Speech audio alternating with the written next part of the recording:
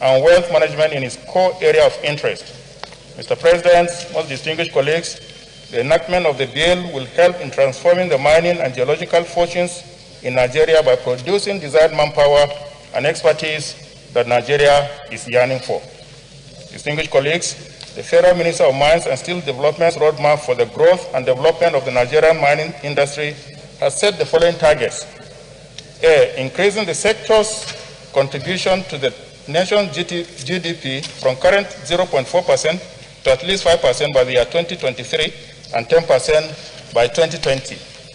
B, creating about 3 million direct and indirect jobs by 2023, achieving enhanced capacity to supply 50% of the skilled manpower required for all segments of the mineral and metal sector.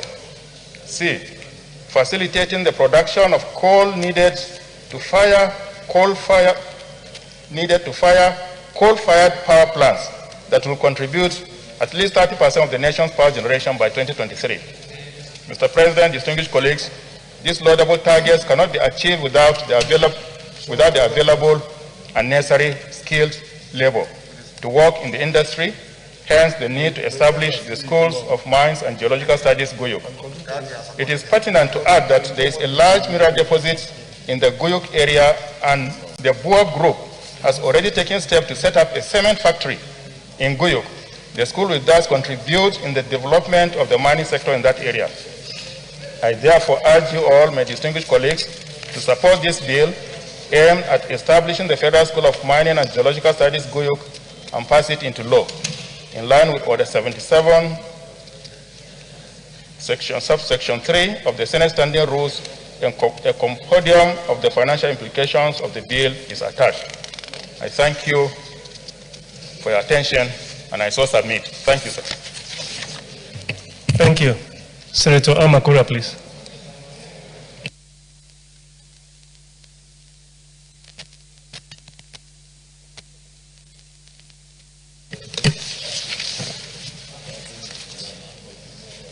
Thank you, Mr. President. My name is Tanko Almakura. I represent Nasarawa South. Mr. President, I rise to support the bill proposed by my distinguished colleague and a very active member of the Committee on Solid Minerals, State Development and Metallurgy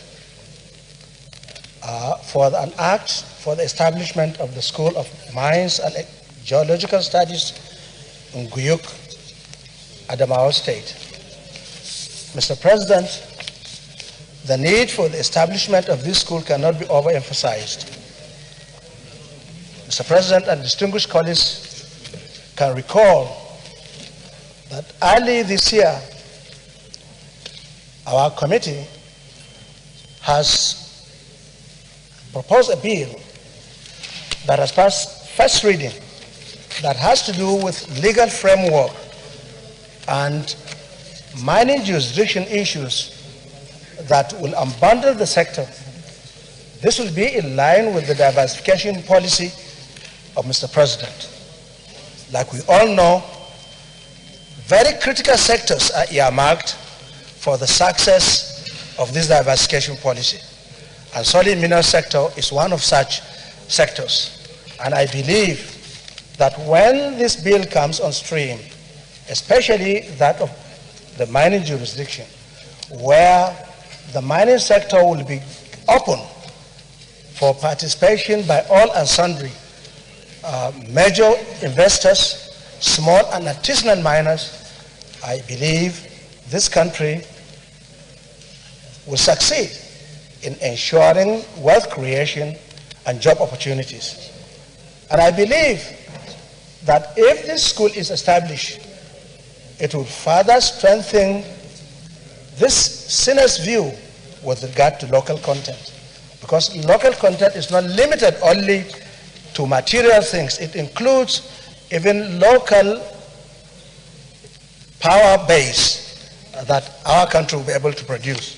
So I believe the establishment of this school will provide opportunity for young school leavers to partake into this special sector, which means the graduates of this school will add value in ensuring job creation and wealth creation, because they will be supporting not only the major investors in mining sector, but they will also go to nooks and crannies of this country and provide services for small-scale and artisanal miners. Because part of what the bill we have sent earlier into this chambers was proposing was to ensure that job opportunities is created for people, especially to promote artisanal and small-scale miners. Because as it is today, those that promote the mining business in this country are the small and artisanal miners, which constitute more than 80% of the total mining activities. So I believe this school will be a thing that will support this diversification policy and create opportunities for teeming population of our youth who would partake into that special sector. Mr. President, I so support. Thank you. Thank you. Senator Tufu-Womu.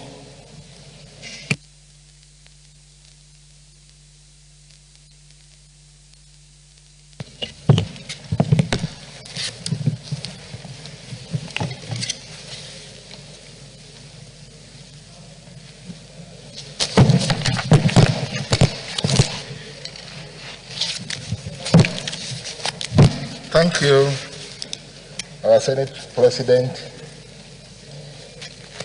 This bill, it's an overdue bill, because when we talk of mining in Nigeria, we have not done enough. And setting up a school for mining and geological studies will change a lot of things, because presently we are very poor when we talk of mineral experts. But setting up this school will change a lot of things, because if you look at our universities, they have departments of mining little by little. But if we have a school that can galvanize everybody together and implement what needs to be done in mining, it will even improve our economy. For instance, I'm from Ondo South, where we have bitumen, and we have the second largest deposit of bitumen in the whole world, and it's rotting away. Nothing is being done, and we import bitumen from other parts of the world. But if we have this school, it will develop skills, it will improve knowledge, and life will change. So on this note, I support this bill. Thank you. Senator Ibukunle Amosun, please. Thank you, Mr. President. Ibukunle Amosun, I represent Ogun Central. First, Mr. President, let me join my colleagues in congratulating and appreciating Senator Beno Yaro. Mr. President, without sounding repetitive, let me say that the establishment of this School of Mine and Geological Studies can only add value to us as a nation and as a people. Mr. President, every day we come here, first we talk about diversification of our economy. How can we diversify our economy? Everybody knows that as we speak today, Nigeria is more or less a monolithic economy. Our FX, our foreign exchange, is solely dependent on what we earn from petroleum, from crude, which is about maybe 90–95%. What stops us as a nation from changing the narrative and investing heavily in other sectors like mining, agriculture, that will help our people. And once that is done, we will begin to change the narrative that is everybody is complaining about. Today we have our youths roaming the streets. Even when they finish school, they don't have anything doing. Why is this so? It is because we are not, as a nation, investing in those areas that other nations in the world, that is what they depend solely on. Even some nations that have oil the way we do, they know oil is there. They use it just to add to what they have. They have gone into, maybe look at Australia, look at even South Africa here. You will see that majorly all their economy is dependent on maybe mines like this. And not only that, it will help them giving them the much needed revenue. It will employ our people. It will employ our youth. Good as petroleum crude oil is, how many people does it give employment to? No. But if we are able to do this, because establishing a school of mines and geological study, we do a lot of things for us. As we speak today, look at Ogun State. I will just use Ogun State as a reference point. I know we can talk about there's no state in this Nigeria that doesn't have one form of mineral resources, solid mineral. There's no state. We are so blessed. Ogun State, I listened to Senator Tofomo when he was talking about bitumen. Ogun State today, just look at the quantum of granite that we have, limestone that we have in Ogun State. We have gold, we have a lot. As we speak today, we do not even know how much of the things that we have, in which quantity are they. It is when we carry out these geological studies that we will now know to precision that this is what we have. This is how to go about even mining it. Things have developed. Technology has made things so easy that even just at the touch of a button, you can determine what is in a particular place. The extent of it, whether it's in commercial quantity, whether it's a quantity that you know that you don't waste your time and money on. Besides, look at safety. I recall not too long ago, we talked about what happened in Zamfara when they have this poison, and what will happen in a plateau where they have, I think, lead poison, that a lot of our people died. It is because they do not have the knowledge of what they have underground. You can only have this when you have geological studies and geological survey, so that we know that in this particular place, in this we have maybe limestone belts. In that place we have gold belts. In this place we have maybe watch belts. So, Mr. President, let me say that we should all support this bill because it will help us. It will create employment for our people. We'll be able to diversify our economy. It will create wealth for our people. So it is going to help us to open up this mining sector. Mr. President, I want to commend the Senator Binus Yaro, and that I urge all my colleagues that this distinguished Senate should quickly support this, and it should maybe be passed to a bill so that Mr. President can sign. Thank you, Mr. President. Thank you, Senator Bakia, and that will be the last contribution before we put the vote. Thank you, Mr. President, distinguished colleagues. My name is Senator Engineer Kabir Barkia, representing Katana Central. So, Mr. President, let me first of all commend the presenter of this bill. Mr. President, establishment of School of Mines and Geological Studies is very, very important to this country. And I'm sure it will add value to mining the solid mineral resources we have in this country.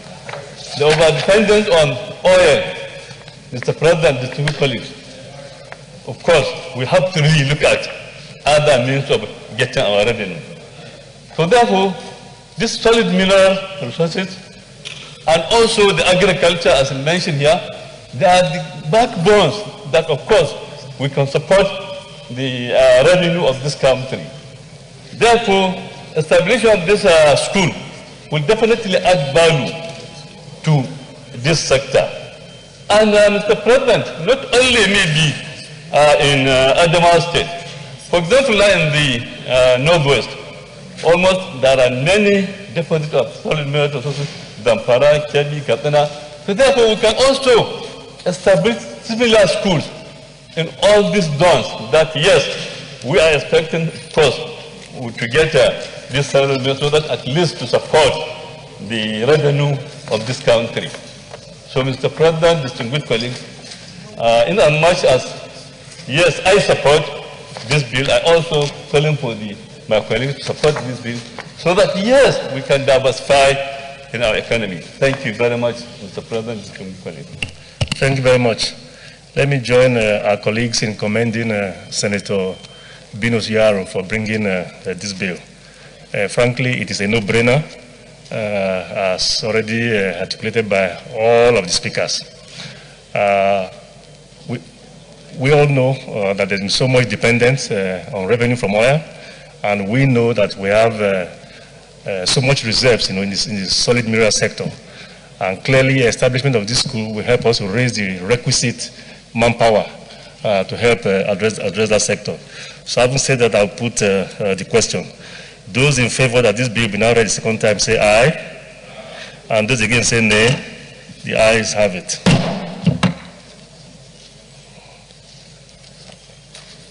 Clerk of the Senate. Mr. President, distinguished senators, a bill to provide for an act established for the establishment of the School of Mines and Geological Studies, GUYUK, and for other related matters there to 2020, SB 267, second reading. A bill for an act to provide for the establishment of the School of Mines and Geological Studies, GUYUK, and for other related matters thereto, 2020, second reading taken. This bill is referred to the Committee on Tertiary Education and Third Fund to report back in 4 weeks. Leader of the Senate. Mr. President, my highly respected and distinguished colleagues, the sixth order of the day is the second reading of the Prohibition of Discrimination Between First Degrees and Higher National Diploma Bill 2020. Distinguished senators will recall that the bill was read the first time in this chamber on Thursday, 13 February 2020. Mr. President, you may wish to invite the distinguished Senator Patrick Ayo Akin-Yelure to move the motion for the bill to be read the second time. Senator Patrick Ayo Akin-Yelure, please move the motion. Thank you, Mr. President. Distinguished colleagues, my name remains Senator Akin-Yelure, representing Ondo Central. Mr. President, I rise to lead the debate on a bill for an act to abolish and prohibit discrimination between first degrees and higher national diplomas for the purpose of employment and promotion in Nigeria and related matters. Mr. President, dear colleagues, permit me to lead this debate on general principles of this important and timely bill. A bill for an act to abolish and prohibit discrimination between first degrees, higher national diplomas for the purpose of employment and promotion in Nigeria and related matters. This bill was first read on the floor of this House chamber on Thursday, 13 February 2020. Background. This bill seeks to provide a bill for an act to abolish and prohibit discrimination between first degrees, higher national diplomas for the purpose of employment and promotion in Nigeria and related matters. Mr. President, your colleagues, it will be recalled that this bill was first presented in the 7th Assembly and scaled through the first and second reading.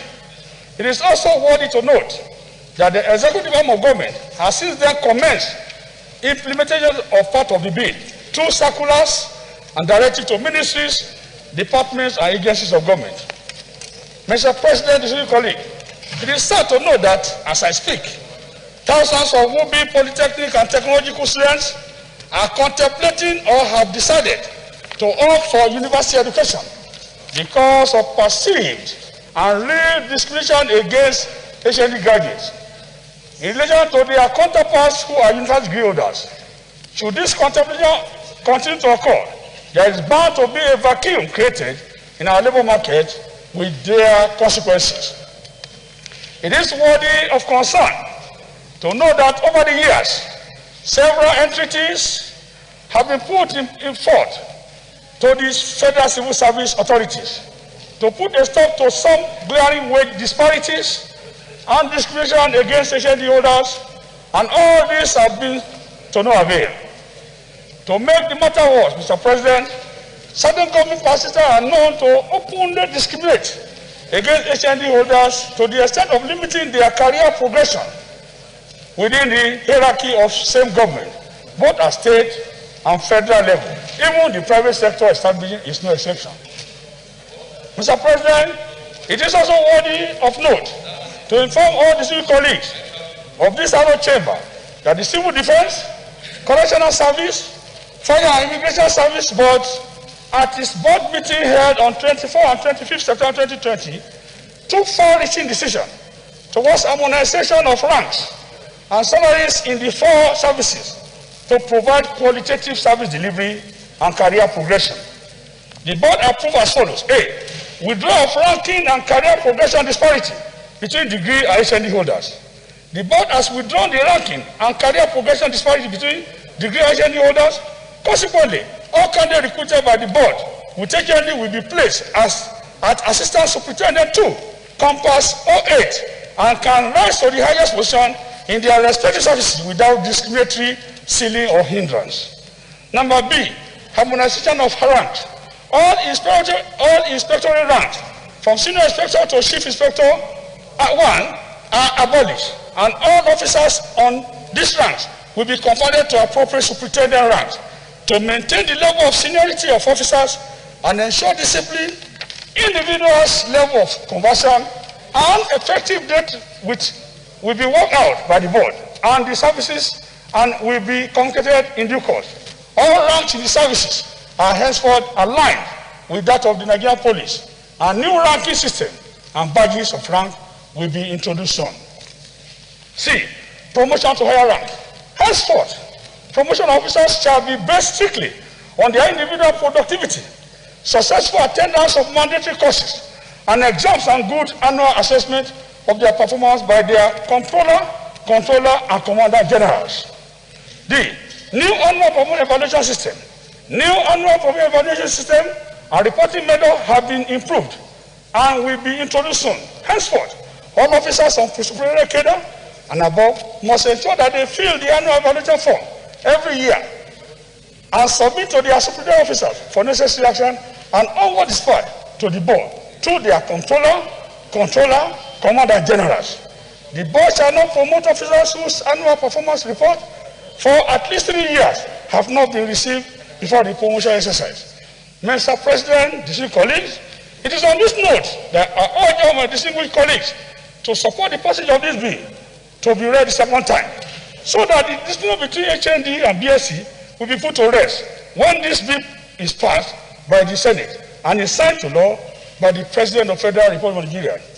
Mr. President, distinguished colleagues, to all intents and purposes, any private or public employment policy that places degree holders above HND holders without recourse to skill and ability of the HND holders, therefore does more harm than good to the national development plans.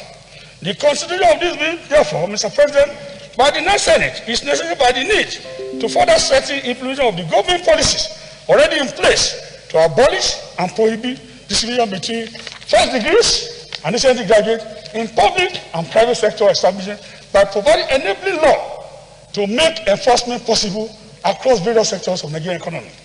Fundamental objectives of the bill. The fundamental objective of the bill, HND BSc bill, are as follows. 1, to discourage and abolish discrimination and hurdle being faced by HND holders in occupational and professional careers while in employment in public or private sectors of the Nigerian economy. 2, to strengthen and discourage the desperation of students seeking admission to universities, since HND and third degree graduates will be on the same entry level in the private and public sector establishment and no limitation to career progression of HND graduates any longer, thus creating a level playing ground for promotion or career development in both public and private sectors establishment in Nigeria. 3, to encourage candidates seeking admission to polytechnic and college of technology realize their potentials, reduce the pressure on university intake annually, and significantly improve the technical advancement of the nation in general. Number 4, to enable holders of HND and first degree to benefit equal treatment, opportunity in career placement, career progression, and admission for further career and professional development. Number 5, to provide opportunity to any employee who is discriminated against access to justice without any prejudice. Number 6, provide sufficient pool of trained and qualified to ministries, departments, and agencies of government all over the country. Number 7, bring quality change to all applicable employment policies in the private and public sector of the Nigerian economy in line with the acceptable international best practices. Structure and outcome of the bill. The bill consists of 5 clauses with 10 sections only. Clause 1, this with equality of first degree HND, higher national diplomas in Nigeria. Clause 2, this with prohibition of discrimination between first degree and higher national diplomas.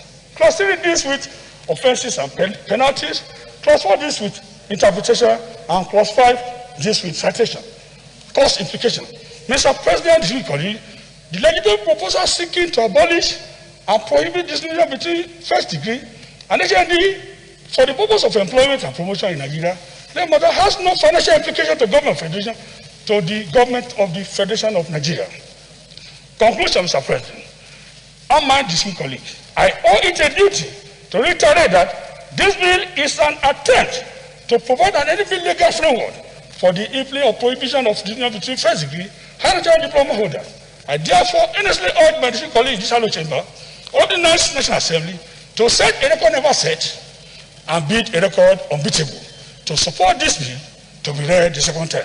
Mr. President, I so move and submit for consideration and approval by the 6 senators of the Federal Republic of Nigeria. I submit. Thank you. Minority Leader, please. Thank you, Mr. President. My name is Seyina Baribe. I represent Abia South. This is one of those bills that we have to look at between the heart and the head.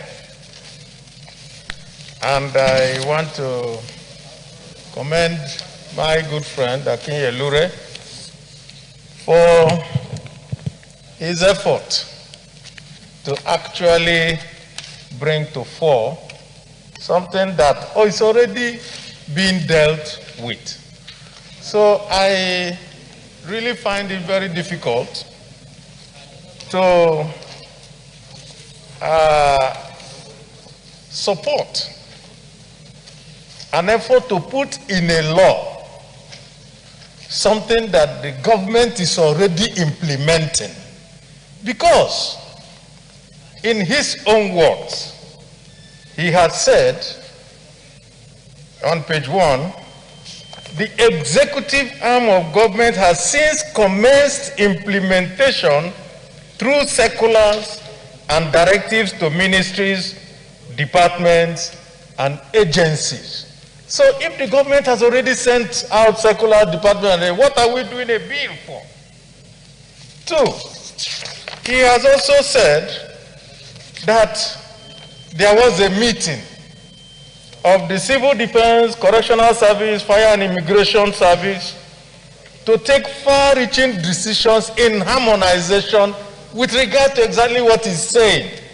So, if it's already being done, why do we still have to come here to come and now say, let us go ahead and do a bill? It will be superfluous.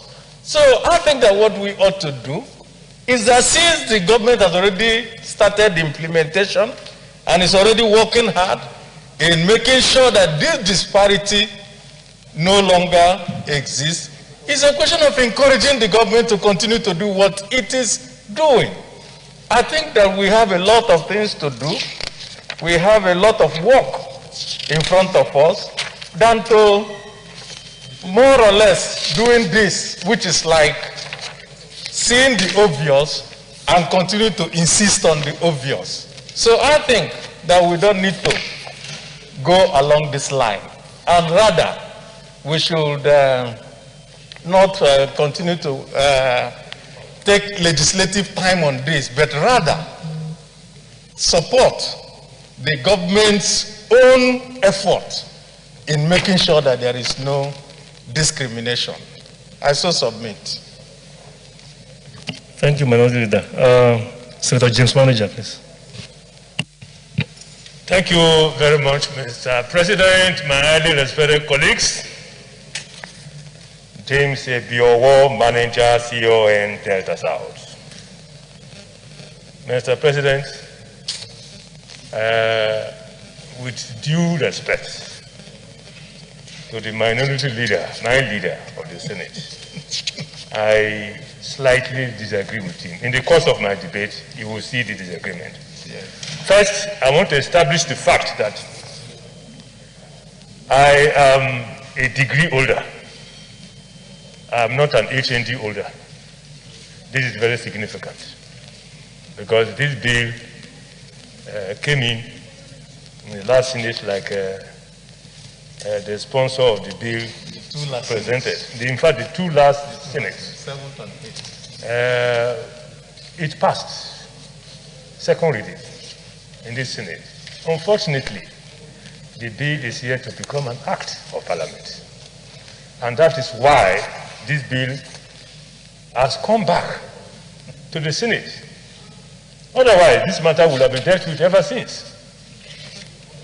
I am a degree holder, but I do know there are so many Nigerians, prominent Nigerians who are HND holders, who are doing very well in their choosing professions and wherever they find themselves to work.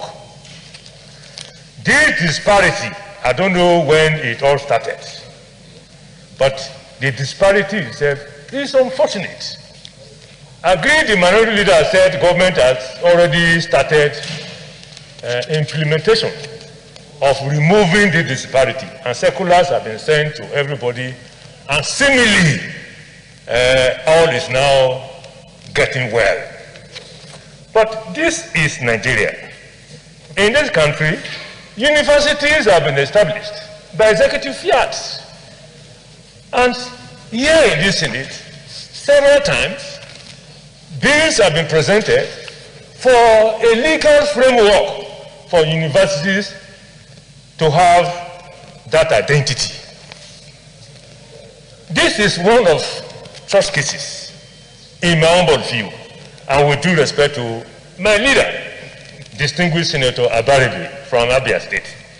Mr. President, what this bill is seeking for is a legal framework, because this is one country where the people take one action, one step forward, and 2 steps backward. The people who are insisting on this disparity, they know what they're doing. They know what they're doing. Very soon, they will ask questions. What is the legal framework?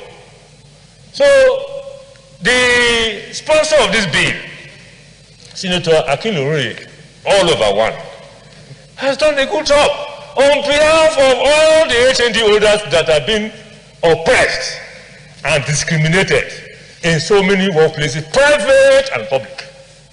Mr. President, in my own view, the HND is more of a practical, so many things they do are practicals, which is what this country needs.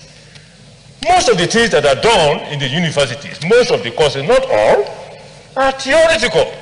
I am a lawyer, and therefore I wouldn't know, there is no university, there is no polytechnic that is offering law anyway. Yes. But in the advanced countries, there are universities that are called different names, but they offer law. In my own view, Mr. President, just like this bill passed second reading in the last 2 Senates, let this one pass. By the grace of God, there will be public hearing. Some people will come from different places, and based on the collectivity of their views, Senate will be guided, National Assembly will be guided, and then we'll do exactly what we have done in the last 2 Senates. That is the way I am looking at this bill. Once again, Mr. President, my respected colleagues, my dear minority leader, God bless you. Thank you, Senator Manager. Senator Goodbill, please.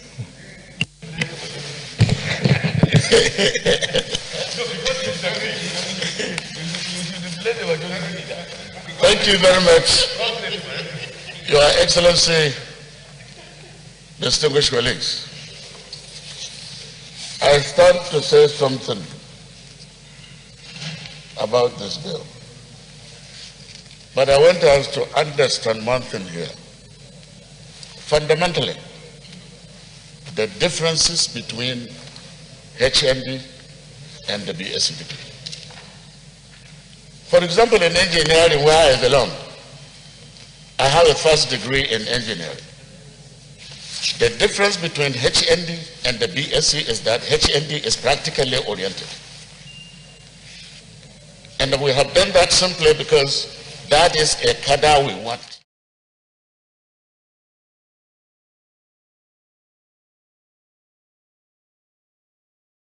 Technologist. With OND, you are an engineering technician. With a certificate, you are an artisan. And we want all these cadres in life, techniques, and also the universities.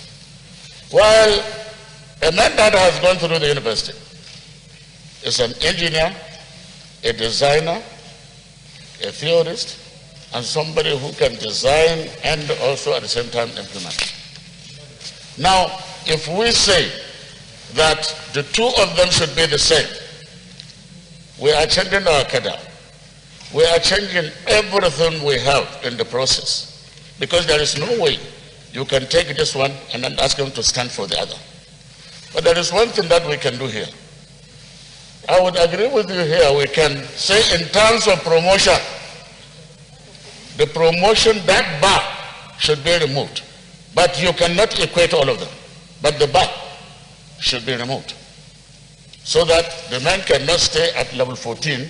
He can also be at level 15 and move like an engineer. But of course, a technologist, chief technical officer, is different from chief engineer. You understand? But the promotion can continue like that. And if you want to change yourself to a cadre either from technician, or technologist to engineer, it is simple. There is a standard exam you take, after which you become an engineer if you have HND. So, likewise, if you are an accountant, you have HND. There is also a standard exam you take, and then you become a chartered accountant.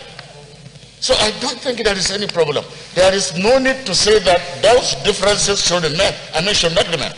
They must be there because each cadre has been really made. It's a policy that has been made so that we can put those in our industries. So I think we have to understand that. We cannot sit down here and change everything and say, no, the educational curriculum we have should be matched to be the same. We cannot do that here. But I think it's good to understand that, yes, if it is the promotion barrier, I think we should remove that one so that we can move. This is what I think if it goes to the public hearing. Yeah, thank you very much. Thank you. Senator Akali, please. Thank you, Mr. President. My very distinguished colleagues, I am Saidu Alkali. I represent Gombe North. Mr. President, let me lend my support for this bill, and I want to say that the bill is apt and timely. Mr. President, what Senator James Manager was saying, what the bill seeks to achieve is to have a legal framework. Because as it is as the discretion of either the head of service or chief executive of the ministries, department, and agencies. But by the time this bill is passed into law, there is a law to back up this discrimination. What Senator Gobiru was saying is equally significant when we came to clause-by-clause consideration. We take into account of the barrier in terms of promotion. But of course, HND will remain HND, degree will remain as degree. But somebody who has a HND degree and terminate his career at level 13, 14, Mr. President, I think this is absolutely wrong. You terminate them at the time the system wants their service. But when we came to clause by clause consideration, we are going to consider all these interests, especially in terms of promotion. That will give us an enabling environment to say degree will have so-so procedure and HND will have so-so procedure. But there must be a law. Because, for instance, if Abaribe is the head of service of the Federation, for instance, it is at his discretion to say whether there is dichotomy between HND and degree. Probably by tomorrow, another head of service will be appointed and reverse the decision. So I think what the bill seeks to achieve is to have a law that it is no longer discretionary. Thank you very much, Mr. President. Thank you very much. I want to commend everyone who is contributed to this debate. But most importantly, I want to thank the sponsor of the bill. Listening to everyone clearly, even those who appear not to be so disposed to the second reading, they're already making allusions to clause by clause, which in effect means that they will even let this go. Now, moving further than that, it's been brought to our attention that this bill actually cleared both the 7th and the 8th Senate. And because of the controversial nature of this bill, I think it would be best if we give opportunity to more people, more professionals like Senator Gubiel at the public hearing.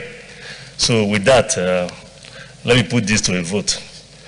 Let me put the question. Those in favor that this bill now be read the second time, say aye. Aye. And those against say nay. The ayes have it. Clerk of the Senate. Mr. President, distinguished senators, a bill for an act to abolish and prohibit discrimination between first degree and higher national diplomas for the purpose of employment and promotions in Nigeria and for related matters 2020, SB 297, second reading.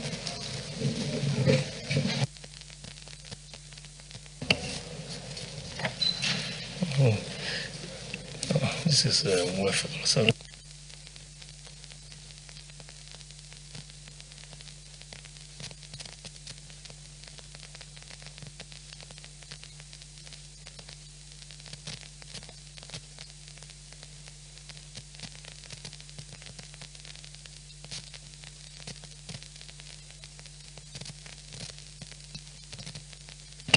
A bill for an act to abolish and prohibit discrimination between first degrees and higher national diplomas, HNDs, for the purpose of employment and promotions in Nigeria and for related matters, 2020, second reading taken.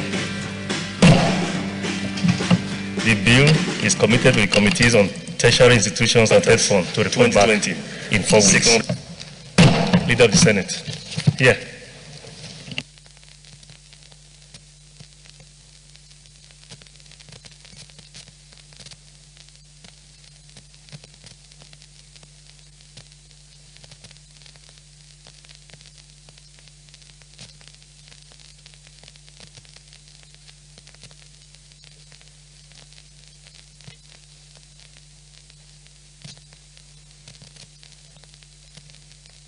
Leader of the Senate.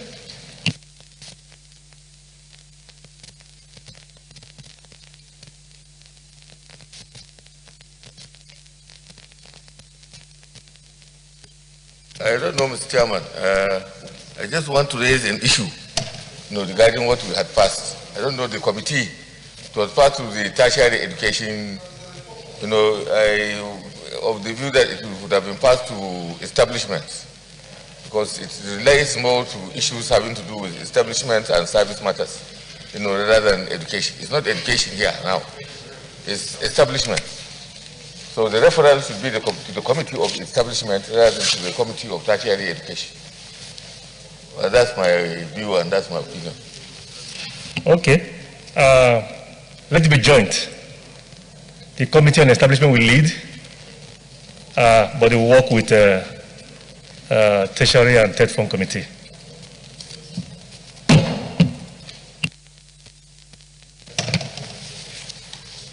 Thank you, Mr. President.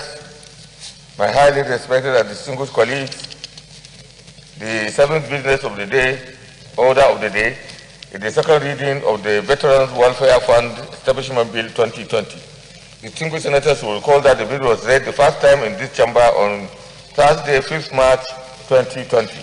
Mr. President, you may wish to invite distinguished Senator Patrick Abba Moro to move the motion for the bill to be read the second time. Senator Patrick Abba Moro, move the motion, please. Thank you, Mr. President. Distinguished colleagues, my name remains Senator Abba Moro. I represent the good people of the Benue South Senatorial District. And Mr. President, thank you for granting me the permission to lead the debate on the Veterans Welfare Fund Bill, sponsored by my humble self. Mr. President, it has become necessary at this stage of our lives and due to the security challenges that we are facing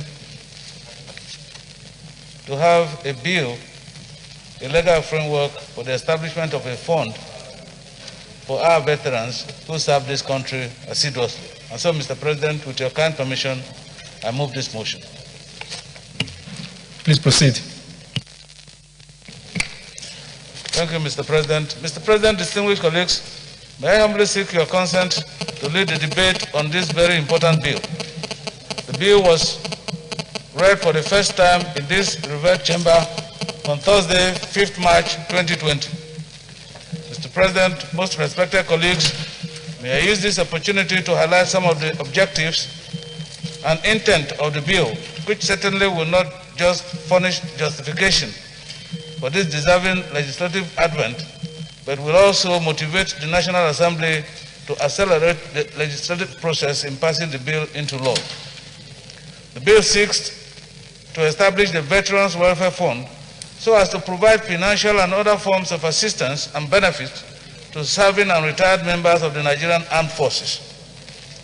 Major benefits under this fund includes veterans compensation, veterans pension, rehabilitation, housing assistance, health and economic benefits. Mr. President, most respected colleagues, may I at this point define veteran for the purpose of this bill. A veteran is a long experienced and long practiced person in the service of the military, the Navy, Naval and Air Force, or who was discharged or released under conditions other than dishonorable.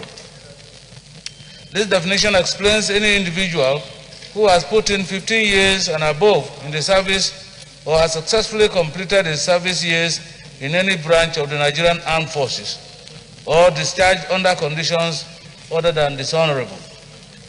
It is pertinent to mention here that most of the time, best a retired or discharged military veteran gets in our country is a befitting burial and memorial, which often includes service interment, headstones, markers, and of course, presidential memorial certificates.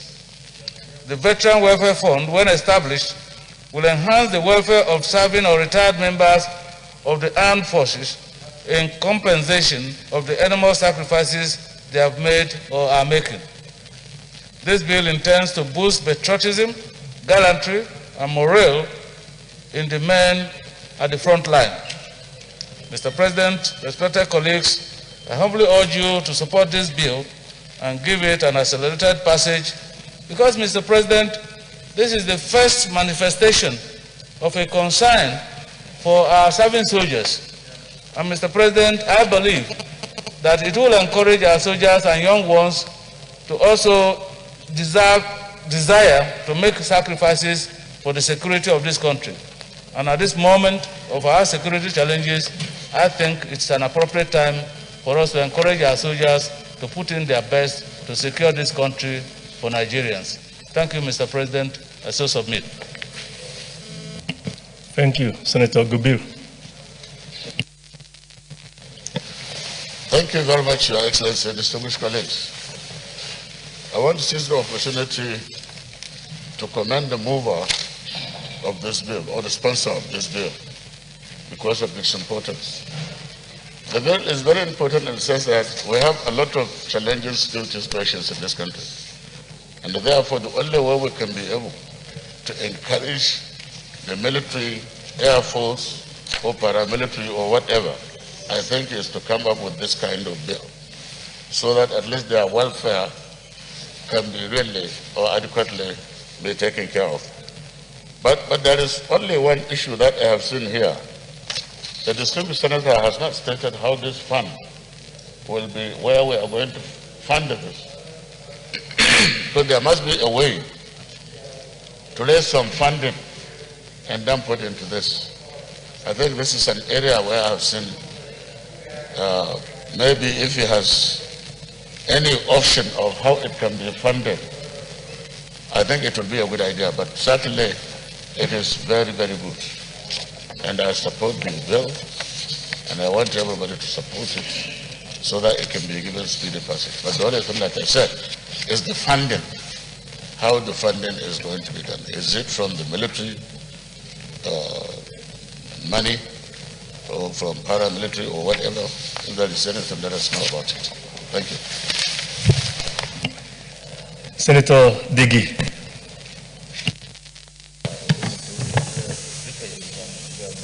Mr. President, distinguished colleagues, my name is Senator Degi Eremiayim. I represent Bayelsa East Senatorial District.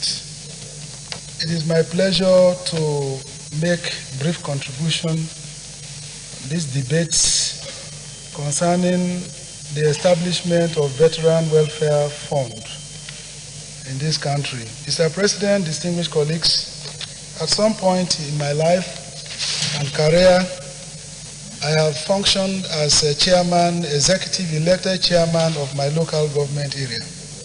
And I was privileged to have interactions with the retired members of the armed forces.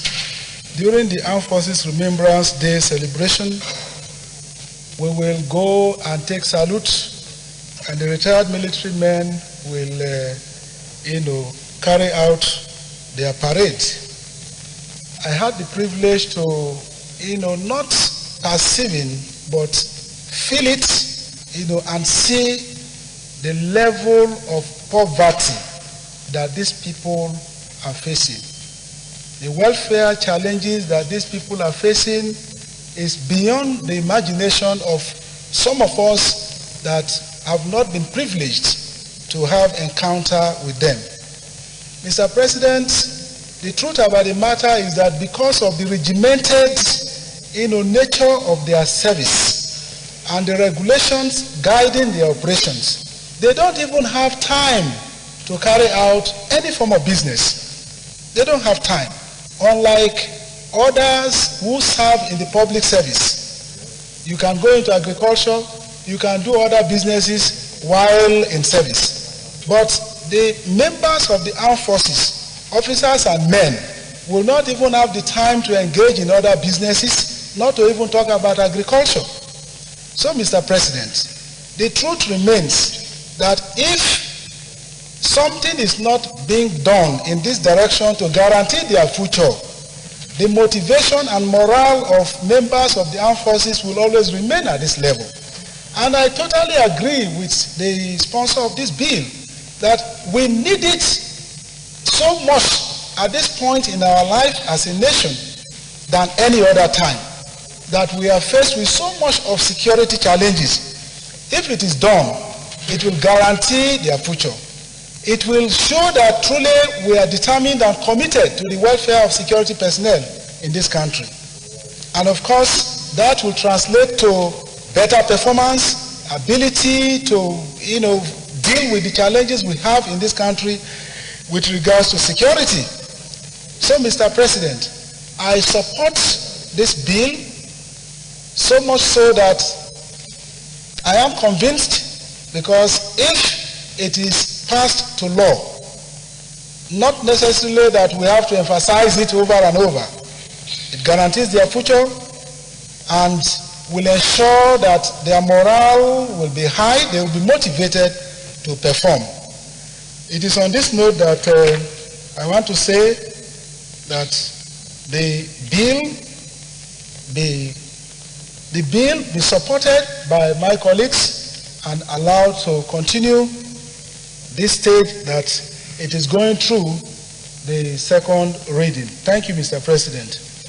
Thank you very much. Senator Akon Iyikanyi.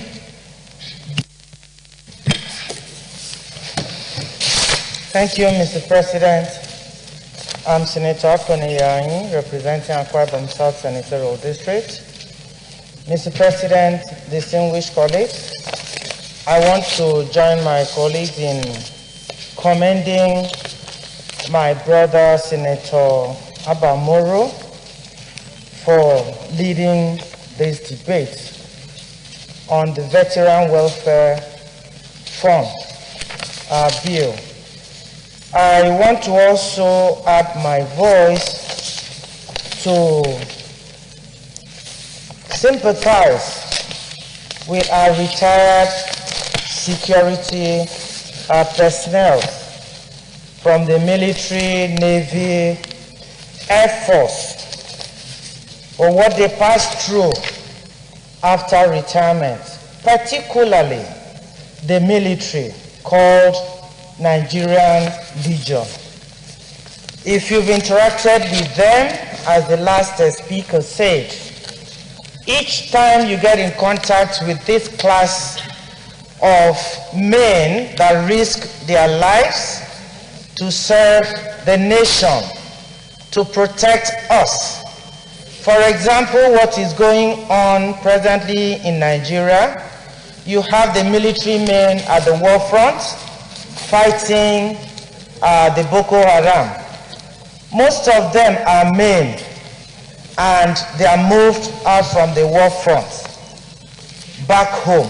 When they get home retired, they find it very difficult to survive, to maintain, take care of their family.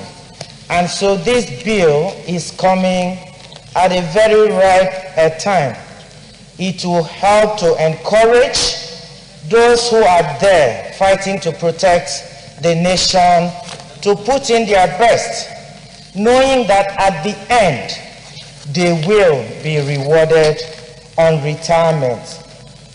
Apart from that, Mr. President, distinguished colleagues, I want to request that the definition of the word veteran should include the police officers too, because they also serve to defend the nation and defend the people, not just military, the naval officers and the Air Force. I want to suggest you add that. If this is done, if this bill goes through the second reading and at the end through the process to be passed into law, it will go a long way to help and protect our military officers. Therefore, I lend my voice to support the bill to go through second reading. Thank you. Thank you very much. I'll put the question. Those in favor that this bill be now read the second time, say aye. Those against say nay. The ayes have it. Clerk of the Senate. Mr. President, distinguished senators, a bill for an act to establish the Veterans Welfare Fund and for other matters connected there with 2020, SB 346, second reading. A bill for an act to establish the Veterans Welfare Fund and for other matters connected there with 2020, second reading taken. The bill is referred to the Committees on Establishment and Public Service Matters to report back within 4 weeks. Leader of the Senate.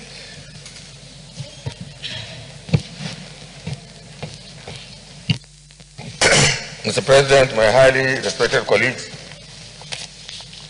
the 8th order of the day, the second reading of the Institute of Information and Communication Technology, UGA, Establishment, etc. Bill 2020.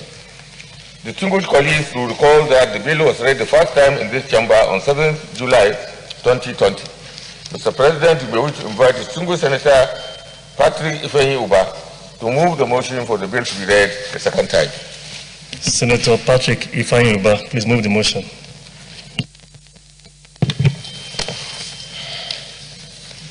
Mr. President. I'm Senator Patrick Ifan of Anambra South. I'm glad, Mr. President, to lead the debate on the bill for the establishment of the Institute of Information and Communication Technology, OGA, Anambra State. With your permission, Mr. President, may I seek move to motion.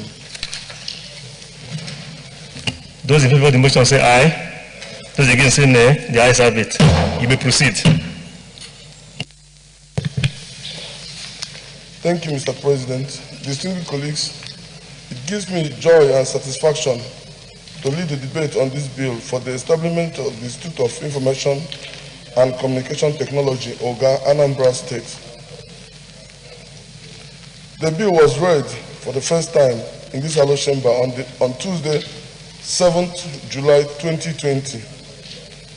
The Institute, when established, will carry out scientific and applied research in the area of modern information technology application to optimize processes and decision support systems, and also to provide dynamic learning infrastructure with quality education through rigorous teaching and research methodology in information and technology, communication technology, ICT.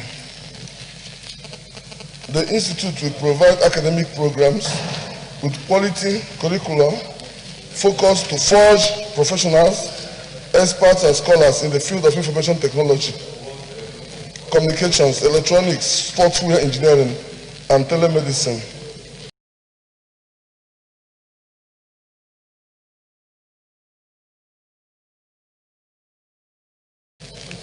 Furthermore, Mr. President, the Institute will aim, English colleagues, this bill further seeks to provide platform for modeling, design and control of processes and systems, create single and multiple objective optimizations models, group decision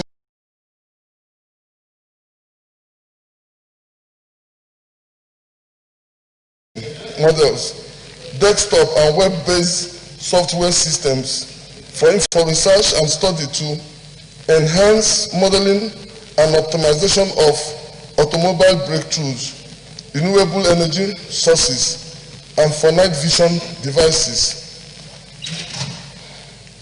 Mr. President, my distinguished colleagues, technology is extremely important in the workplace as a means of communication in today's business, and today's business rely on it heavily. Technology allows many businesses to expand more quickly by having the proper means to promote. It is trending now that all businesses have social network websites that will enable service delivery and giving updates to their customers.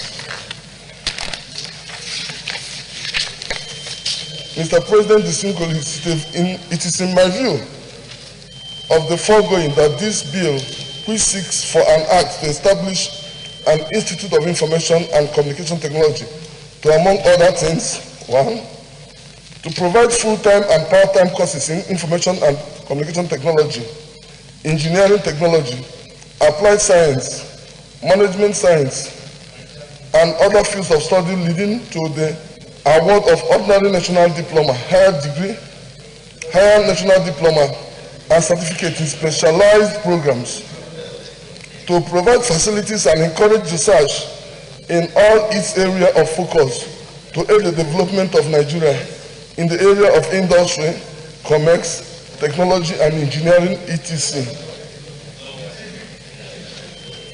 To arrange conferences, seminars, and study groups relevant to the field of learning specified in subsection 1A of this session. To perform such functions which, in the opinion of the Institute, may serve to promote its objectives. To provide a well-developed and articulate technical education through consistent research, development, and constant contact with renowned institutions and appropriate industries. To provide appropriate training and vocational dexterity for a self-reliant and focused Nigerian student, and also to provide industrial skills for those who want to be employers of labor or gainfully employed. To perform such other functions as, in the opinion of council, may serve to promote the objectives of the Institute and to carry out other activities as are necessary and expedient in the full discharge of any of its functions pursuant to this bill. Mr. President, ICT is the trending best practice in the world over, and an institute specially designed for this purpose a welcome development. In line with Order 77, Paragraph 3 of the Senior Standing Order 2015, as amended, a compendium of the financial implication of the establishment of this university is hereby attached. Mr. President, distinguished senators, I solicit your support for the second reading of this bill. I so move. Thank you, Mr. President. Thank you. Senator Smart Adeyemi, the original comrade. Mr. President, I must thank you for still acknowledging my struggle.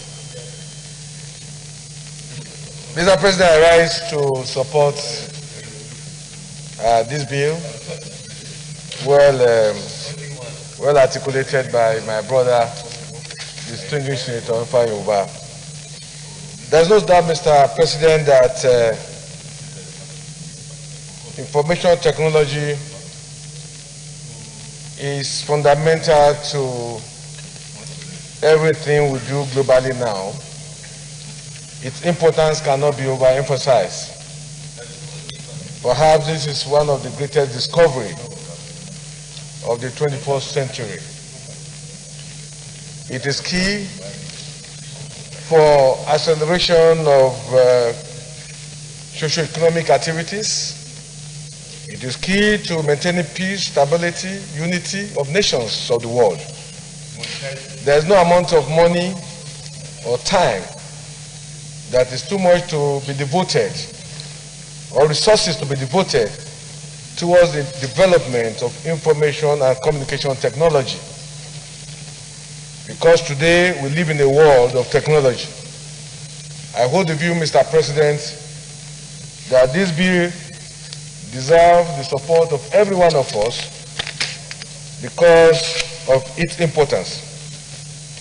Added to it, Mr. President, is the fact that any project that will help to create job opportunities, that will provide source of livelihood for the teeming graduates and younger generation should be encouraged.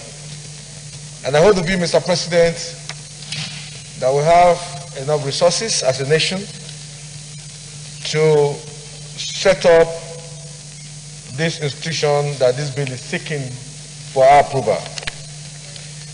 Mr. President, I only want to say that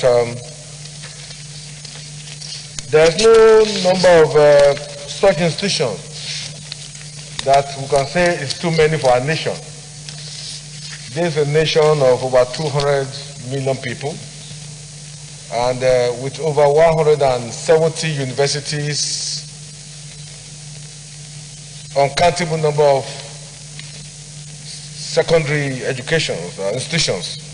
I think that if we develop and encourage the establishment of institutions like this, it will enhance job creation, enhance the performance of official assignments, and I think more importantly, the e-government can easily be guaranteed in our nation, which we call it help to a large extent, to minimize, if not eradicate, corruption in our midst, in our nation.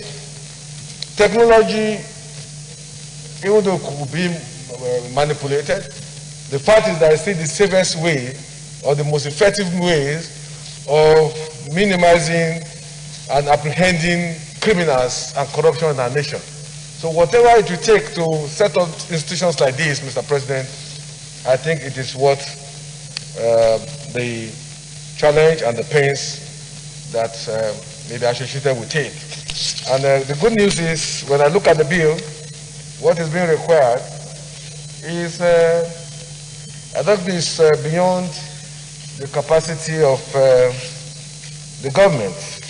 Indeed, Mr. President, if there be possibility of having such institutions across the length and breadth of our nation, maybe in the 6th geopolitical zone, in order to accelerate and improve the knowledge of information technology, I think should be a welcome development. I so submit, Mr. President. Thank you. Thank you. I'll take just one more contribution and then put the question. Senator Binos Yaro. Thank you, Mr. President, distinguished colleagues. My name is Binos Yaro, representing Adamawa South. I rise to lend my voice to the debate on the bill for the establishment of the Institute of Information and Communication Technology, UGA, Anambra State, as moved by my very good friend and neighbor, Senator Ifeanyi Uba. Mr. President, education is the bedrock for the development of any nation. A short while ago, I led the debate for the establishment of Federal School of Mining and Geological Studies in Guyuk. In doing that, I articulated the reason why we need that. The country needs to go into other areas of the economy that can generate employment and provide resources for this country. We talked about mining, we talked about agriculture. The third sector is information technology. Today we are living in the age of information. It is important for us to develop specialized knowledge in this area. For this reason, I support this bill and urge all my colleagues to support it. Thank you. Thank you very much. I put the question. Those in favor that this bill be not read the second time, say aye. Those against say nay. The ayes have it. Clerk of the Senate. Mr. President, distinguished senators, a bill for an act to provide for the establishment of the Institute of Information and Communication Technology, UGA, Anambra State, and for other matters connected there with 2020 SB 457, second reading.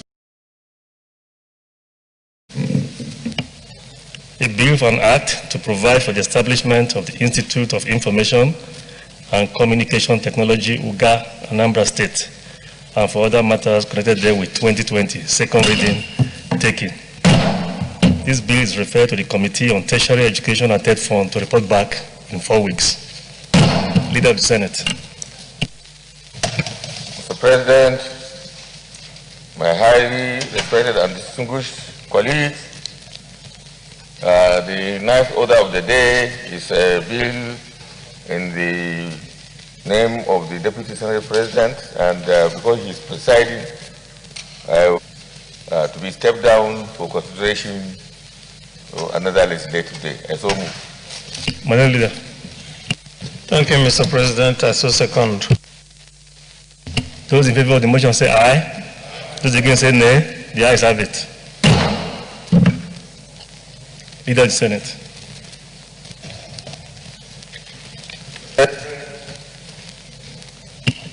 My highly respected and distinguished colleagues, the 10th order of the day is a motion standing in the name of distinguished Senator Oji Uzo Kalu on the urgent need to investigate the loss of $9 billion annually due to illegal mining and smuggling of gold in Nigeria. Mr. President, you may wish to invite distinguished Senator Oji Uzo Kalu to move the motion.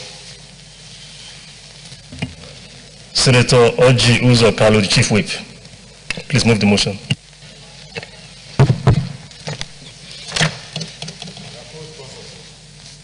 Mr. President,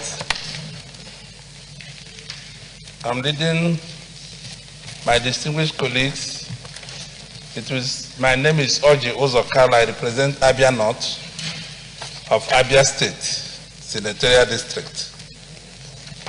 Mr. President, my distinguished colleagues, it is with great honor and pleasure that I stand to lead the debate in this very important motion. Nigeria has an average of 21.37 tons of gold deposits from 2000 to 2018, and reaching the all-time high of 21.4 tons in first quarter of 2018. Constitutionally, all minerals in Nigeria are property of the state, vested in the hands of the President of the Federal Republic of Nigeria in trust for Nigerian people. Section 44, subsection 3 of Nigerian Minerals and Mining Law of 1999 provides that ownership and control of all minerals in Nigeria is invested in the hands of federal government, which is mandated to manage such natural resources in a manner as may be prescribed by the National Assembly. Distinguished colleagues, you will agree with me that illegal mining is one of the key challenges hindering the development of Nigerian mining industry. If we don't fix this hemorrhage of our economy, we will literally bleed to death. Mr. President, despite having these huge gold deposits, Nigeria is yet to benefit from natural resources due to lack of big investors and illegal mining activities in the solid mineral sector. Data from Ministry of Solid Minerals and Development shows that there are gold deposits in Federal Capital Territory, Abuja, Abia, Bauchi, Cross River, Edo, Niger, Sokoto, Kebbi, Oyo, Kogi, Zamfara, Osun, and Kaduna states. Illegal minings have made several activities which are continued to thread between government threats to prosecute culprits. It is critical to observe that if the country conserves her gold reserve and ensure effective exploitation, the accrued revenue can surpass that of oil and gas. In fact, according to Signal One International, a US-based company, disclosed in 2016 report that Nigeria has lost over $50 billion in gold revenue tax in 2 years as a result of illegal mining and exploitation. On processed gold, all reports from Nigerian Extractive Industry Transparency Initiative, NATI, indicated that Nigeria lost about $9 billion to illegal mining operations and gold exploitation from 2014 to 2015. In 6 years, accrued to $54 billion US. Mr. President, the impact of COVID pandemic and the commitment measures designed to slow down the spread of viruses had led to a slowdown in global growth. This had made us to lead 40% drop in oil prices. The drop in crude oil prices in Nigeria had a significant impact on government revenue, as well as our foreign exchange earnings. Mr. President, distinguished colleagues, we must intensify further efforts to combat illegal mining and set up all revenue leakages from such clandestine activities and raise to the occasion of this work. I ask Mr. President to direct the federal government to close the leakages and commit this document to Committee on Mining and Minerals to look into and come back to the Senate in 4 weeks. Thank you, Mr. President, for the opportunity. Thank you very much. Senator Smart Adeyemi. Mr. President, I rise to support this motion. I rise to support this motion based on the presentation made before us this afternoon by distinguished Senator Orji Uzor Kalu. Mr. President, I think we are all very much aware of the problems ahead of our nation when you look at the world global economy. Today, nations of the world, developed nations, are contemplating on how to reduce to the barest minimum the use of gas and petrol, fuel, emanating from our crude oil. In essence, in years to come, many nations that depended more on crude oil to run their machine and their economy are now looking at alternative sources, renewable energy to run their machines and their economy activities. In essence, oil-producing nations of the world must start looking at what next can we put in place to bridge the gap. Some of the challenge before this present administration today is the poor revenue base of the nation emanating from countries no longer buying our crude oil. Today, Nigeria is finding it difficult to sell even the ones that were produced. The superpower nations are no longer buying the crude oil. So I think more than any period in history, this is the time for us to start thinking about other sources that will earn our nation foreign exchange. And our nation is a blessed country. There's hardly any nation, there's hardly any state in this country today that is not endowed, that is not given with one source of resource or the other. We must start thinking of how we can harness these God-given potentials, mineral resources that will help us to improve our nation. Mr. President, until of recent, there's a total misconception in Nigeria that some states are just states contributing nothing. Unknown to some states, some people in this country, there are some states that we think do not have anything are endowed. Nobody ever knew that we have gold in commercial quantity in Zamfara, for instance. Zamfara is an example of potentials, hidden potentials of our nation. If you look at the gold product coming out from Zamfara, you will be amazed that this is a state that some people think they have nothing to offer. So we must start looking at solid minerals scattered all over our country, Mr. President. As of yesterday, Mr. President, and I stand here in my honor, as of yesterday, there were news coming to me from Kogi State of new gold fields discovered in my state. If you travel from Kogi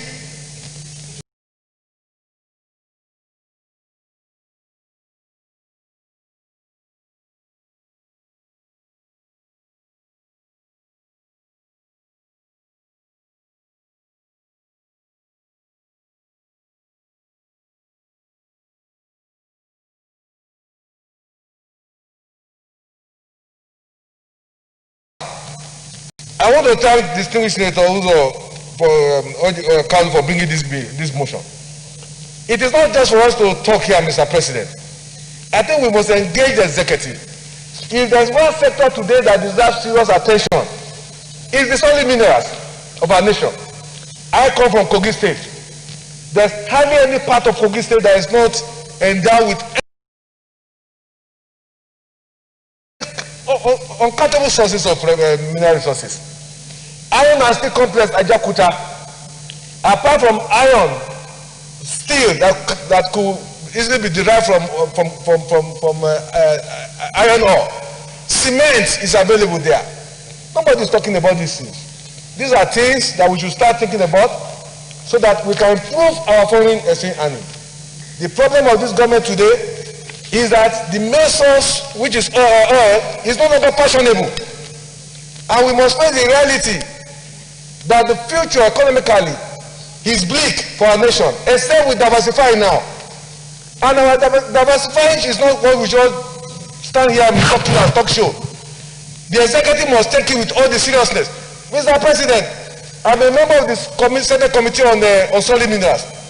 The total package for Ministry of Solid Minerals is less than 6 billion. Whereas there are ministries that they have nothing to contribute. If you scrap some ministry, we'll still run government. If some ministry today are reduced, our government will still be running. We must look at how we can improve the solid mineral base by making sure that we stop illegal mining and we put a task force in place And let us see how we can accelerate this aspect of our national gift that we have abandoned.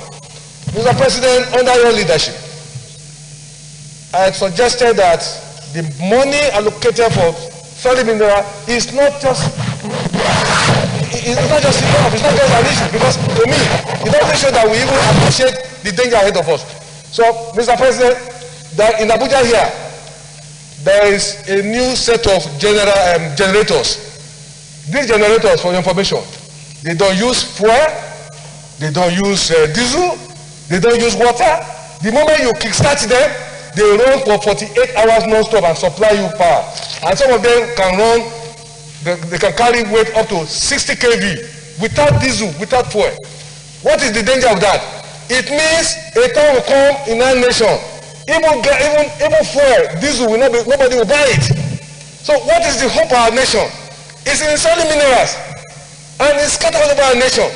So I will submit that while tackling the problem of illegal mining, our government, I'm sure more than any government before, when oil was selling at $150, $140, today, we should not anticipate that oil will rise, except there's a miracle, the hand of God. But from all the analysis globally we have seen, oil is not going to be any major source of revenue for any nation. So solid mineral is God-given. What we have seen in Zamfara,